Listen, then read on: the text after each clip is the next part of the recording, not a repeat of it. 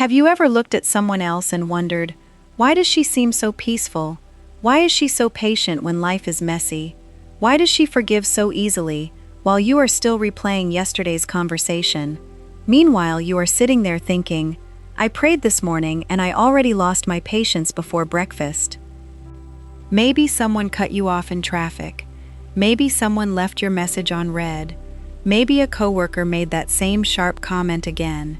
Maybe your children tested every last bit of patience before 8 in the morning. Or maybe no one did anything at all.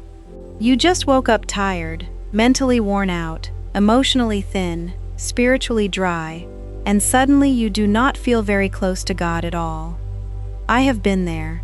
There are days I feel grounded and steady, and then one tiny inconvenience exposes something in my heart I did not know was still there. It is humbling.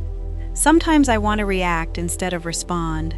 Sometimes I want to defend myself instead of showing gentleness. Sometimes I want to be right more than I want to be kind. And in that quiet moment, something whispers, "This is exactly why you need to stay close to me." Not because you are terrible, but because this life was never meant to be lived on your own strength. There is a beautiful picture for what a life surrendered to God begins to look like when His Spirit is at work inside it. It is described as fruit: love, joy, peace, patience, kindness, goodness, faithfulness, gentleness, and self-control.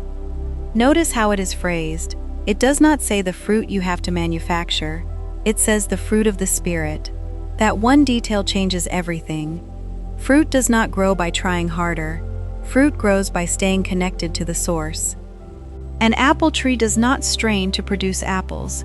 It stays rooted, nourished, close to what gives it life, and in season the fruit appears. Maybe that is where many of us have been getting exhausted. We have been trying to act peaceful without staying close to the source of peace. We have been trying to perform patience without staying near the one who is patient with us. We have been trying to force joy while feeling disconnected from where joy comes from. So maybe today is not an invitation to try harder. Maybe it is an invitation to stay closer. Let me show you what this quietly looks like in everyday life, not as an idea, but as lived experience you may already recognize. Maybe you know what betrayal feels like, not from a stranger, but from someone you trusted to protect you. A close relationship that turned cold. A family tie that felt strained and uneven. A friendship where you gave loyalty and it was not returned. A conversation where your words were twisted and your motives were misread. That kind of hurt leaves a deeper ache because it touches the very place where trust once lived. Maybe you also know what it feels like to be misjudged. To do the right thing and watch life get harder instead of easier. To be blamed for something you did not do, or to carry responsibility for a problem you did not create. At work, at home, in community, you tried to act with integrity. You refused the easier compromise, and instead of being seen, you felt overlooked or even criticized. It is quietly disorienting when faithfulness does not immediately change your circumstances. And maybe you know the stretch of waiting, praying about the same matter for months or years, checking for an answer that has not yet come, wondering why direction feels delayed and provision feels slow. Waiting does not just test your schedule, it tests your heart. It reveals whether you are trusting timing beyond your own, or demanding that life resolve on your terms. In those hidden seasons, faithfulness often looks very ordinary and very unseen. It looks like doing the next small right thing in front of you when no one notices, serving where you are, even when the place feels small or temporary, keeping your heart open to God when disappointment tempts you to close it, choosing honesty and prayer when you have no polished words, staying kind when you could justify sharpness. This is faithful endurance, not dramatic, but daily. Your growth in such seasons rarely happens because everything around you is good. It happens because you are not alone inside it. You are not alone in the ache of betrayal. You are not alone when you are misjudged or falsely blamed. You are not alone in the long middle of waiting. Even when the place feels hidden and unchosen, there is a nearness at work where you are. This kind of growth almost always happens underground first, unseen, long before others notice. Like a tree that does not produce fruit overnight, patience is not built in a moment, nor peace, nor gentleness.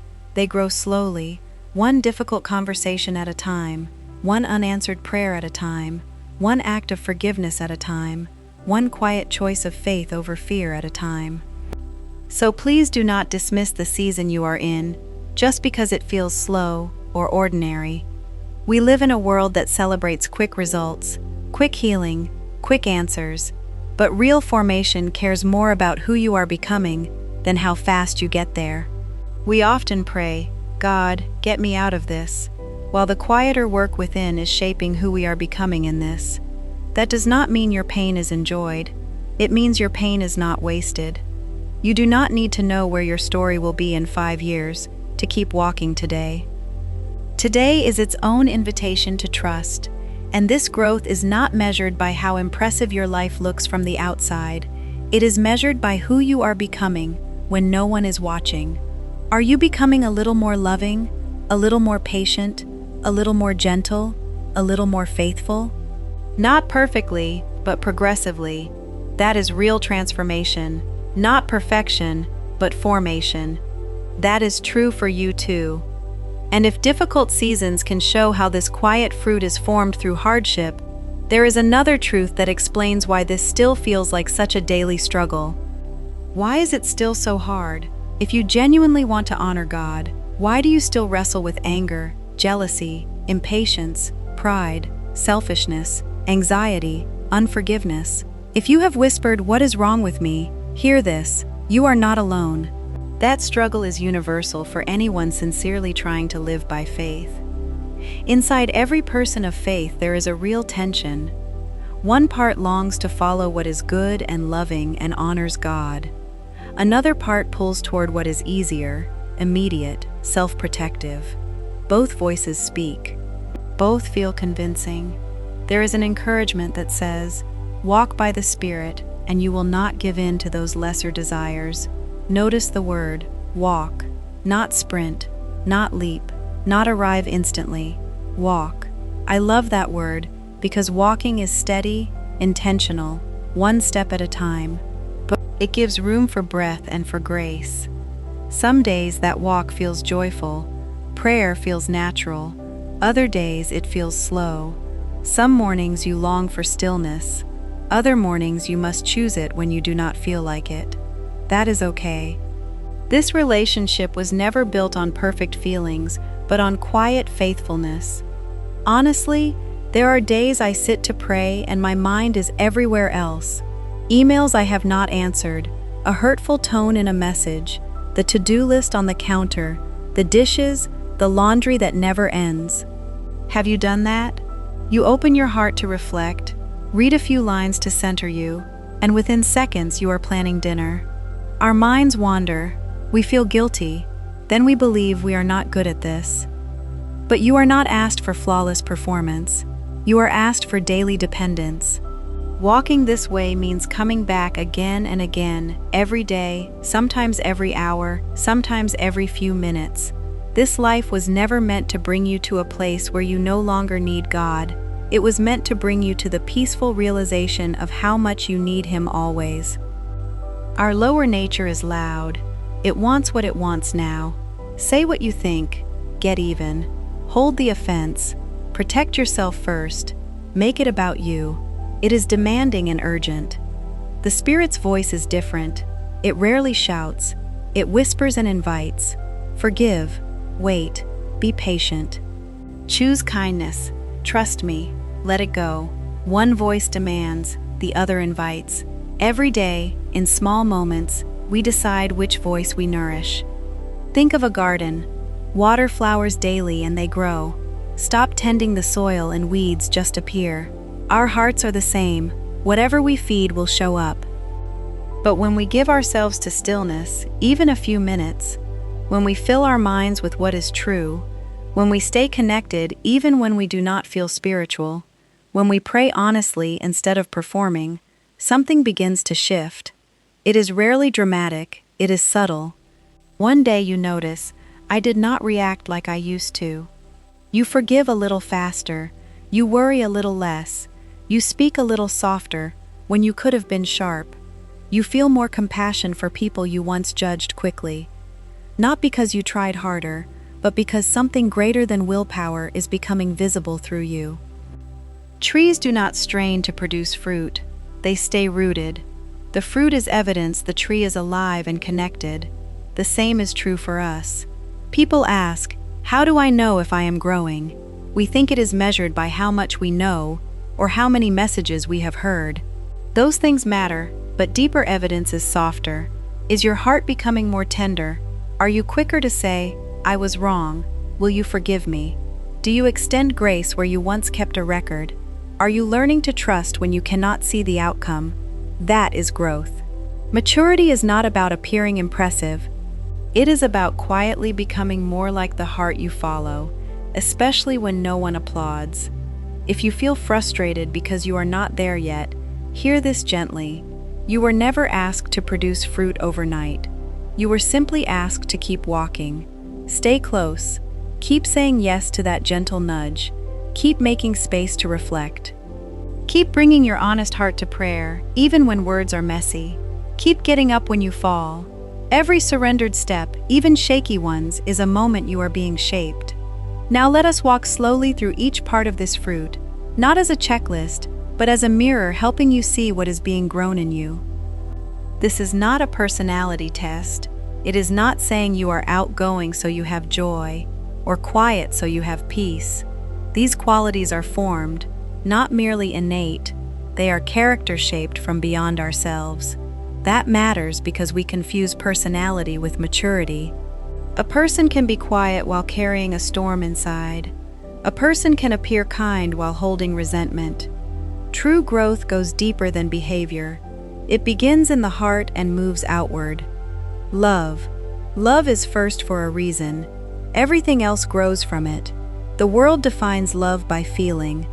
I love you as long as you make me happy, as long as we agree, as long as you do not hurt me. The love formed by God looks different. It reaches toward people even when rejected, keeps showing up when misunderstood, does not keep a ledger of wrongs. That love is not natural. It must be formed. Loving well does not mean pretending everything is fine or allowing harm without boundaries. Love can be soft and strong. Sometimes it speaks truth gently for another's good. Sometimes it forgives and releases what it could hold. Sometimes it simply stays present when pulling away would be easier. Love always reflects something greater than preference. Joy. Joy is not pretending everything is okay. It is not a fake smile while your heart breaks. Joy is quiet, steady confidence that even when life hurts, you are still held, still seen, still carried. I have met people walking through illness, grief, hardship, and there was something unshakable in them. Not because they were not hurting, but because hope was not resting on circumstances improving tomorrow, but on presence not leaving today. Joy can sit beside tears and still whisper, I do not understand all I walk through, but I know I am not alone. Peace. Peace may be what we long for most. Our world is noisy. Notifications never stop. News feels heavy. Schedules are full. Minds replay conversations, wondering what we should have said. We worry about tomorrow before today ends. Familiar? I catch myself solving problems that have not happened, rehearsing imaginary conversations, creating disasters in my mind, stealing today's peace by worrying about tomorrow I cannot control. Real peace never came from controlling everything. It comes from trusting the one who holds everything. No promise was made of life without storms, only presence in the middle of them. Patience. Can we smile together? Patience is tested in ordinary ways. Running late while the car ahead crawls. Internet cutting out when needed. Constant interruptions. A child asking the same question for the 10th time. Or praying for something for months or years while heaven seems silent. That waiting is different patience. Not traffic, but waiting for direction, healing, reconciliation, an answer.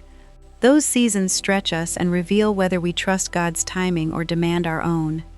Many beloved faith stories include years of waiting. Waiting was never wasted. It has always been part of forming, not to frustrate you, but to soften and prepare you. Kindness and goodness. Kindness is not weakness. It takes strength to stay kind when you could be sharp. Kindness is strength under control, offered for another's good. Sometimes it is noticing the invisible person and saying, "I see you." Sometimes it is listening fully instead of interrupting. Sometimes it is sending that nudge, "Hey, I was thinking of you. I am praying for you." You have no idea how much those words were needed that day. Goodness chooses integrity when no one would notice. It does what is right because it honors God, not for applause. Goodness asks, "How can I serve?" not "What can I get?" In a world that rewards what is loud and self-promoting, kindness and goodness are quiet revolutions that change atmospheres without making a scene. Faithfulness. Faithfulness is not only staying committed when life is exciting, it is showing up when nothing seems to change. Opening your heart to reflect when you feel nothing. Praying honestly when words feel plain. Staying connected when emotions do not cooperate. Choosing steadiness when no one applauds. Some of the most faithful people are not loud. They are simply consistent, day after day, year after year, quietly walking it out. Their lives may not look dramatic outside, but roots are deep. When wind blows, deep roots keep them standing. Gentleness. Culture hears gentle and thinks timid, weak, passive. Real gentleness is not weakness. It is power that has chosen to be tender. It welcomes the small, restores the broken without shaming, corrects without humiliating, tells truth without crushing the listener. Imagine how different homes would feel if gentleness led before reaction. How different friendships and even online conversations would look if gentleness came first. Words can wound and can heal. May ours heal, making people feel safe, not small. The world is starving for this kind of strength. Self-control. For many this feels hardest, because feelings are immediate and loud. I want to say it now. I want to quit when uncomfortable. I want to get even. I want to buy it, eat it, scroll it, say it, chase what will make me feel better this second. One voice says, "If you feel it, follow it." The other whispers, "Bring it to me first." Self-control is not pretending you feel nothing or shaming yourself for feeling. It is letting something wiser lead feelings rather than feelings leading you. It is the pause before speaking, the breath before posting, listening before assuming, choosing restraint over impulse, not to be perfect, but so your life reflects peace rather than regret. The beautiful thing is, the more we stay close, the more these qualities grow together, not perfectly but consistently. You will still lose patience, feel fear creep back, speak before thinking. Years ago I thought those moments proved I was failing. Now I see them as invitations. Instead of running in shame, I run closer. Instead of pretending I have it together, I whisper, "I need you again." And that prayer never grows old to the one who hears it. Never.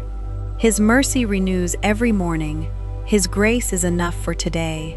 His patience toward you is deeper than your patience with yourself. We are often harder on ourselves than God is. We replay failures while the quiet answer is simply, "Come closer, let us keep walking. I have not given up on you." That is the heart of this message. This life is not about never stumbling. It is about continually coming back, held the whole way. Maybe you have been discouraged because you do not feel you are growing fast enough. Maybe you carry quiet guilt over the same struggle returning. Maybe you ask, "Why am I not further along?" Do not overlook small holy changes already happening. The fact your heart feels tender when you do what you wish you had not, that is evidence something is alive. The fact you want to grow, that longing itself is evidence something is at work. The fact you are here, listening, opening your heart again, that is evidence you are being drawn closer. Growth is so gradual we often miss it while it happens. But one day you will look back and realize, I do not respond like I used to. I do not panic like I used to. I forgive faster. I trust easier. I love better, even when it is difficult. That is real fruit, not perfection, quiet, steady transformation. And transformation takes time. So wherever you are today, whether joyful and bright, confused, in a waiting season where answers feel delayed, or in a painful season where your heart feels tender, do not give up. Keep making space to reflect. Keep bringing honest prayer, even if it is just a sigh. Keep saying yes to that quiet nudge toward kindness, patience, gentleness. Keep showing up in small, unseen ways. Every quiet act of trust is a step toward who you were meant to be. And one day, without trying to impress, people will not just hear you talk about faith, they will see it lived in how you love, forgive, and remain steady. If this encouraged you, remember this freeing truth. You were never asked to produce fruit by trying harder. You are invited to stay close to the one who grows it in you. If you are on this journey, share in the comments which part of this fruit you feel being grown in you now. Maybe patience and waiting, peace and anxiety, self-control where you have felt out of control, or simply, teach me to trust more. Let us encourage one another. We are all being shaped together, one day at a time. Let us pray together. Father, thank you for loving us even while you are still shaping us. Thank you that we never have to change ourselves before coming close to you. We are simply invited to walk near you and let your Spirit transform us from the inside out. Grow in us fruit that reflects your heart. Teach us to love when difficult and to choose joy even when life is not easy. Teach us to rest in peace and wait with patience. Show us how to live with kindness and goodness, to remain faithful when no one watches, to respond with gentleness even when emotions are strong, and to walk in self-control when we want to react quickly. When we fail, remind us your grace is greater than our mistakes. Lift shame and draw us back into your presence quickly. Keep us rooted and dependent on you every day. Make our lives a quiet reflection of your goodness, so others see it in how we speak, love, forgive, and serve. We surrender our hearts to you again today. Continue the good work you have begun in us, and carry it gently to completion. Amen. Remember this today. This growth is not proof you are trying harder. It is proof you are staying closer. So keep walking, one day at a time, one quiet yes at a time. I will see you in the next video. God bless you.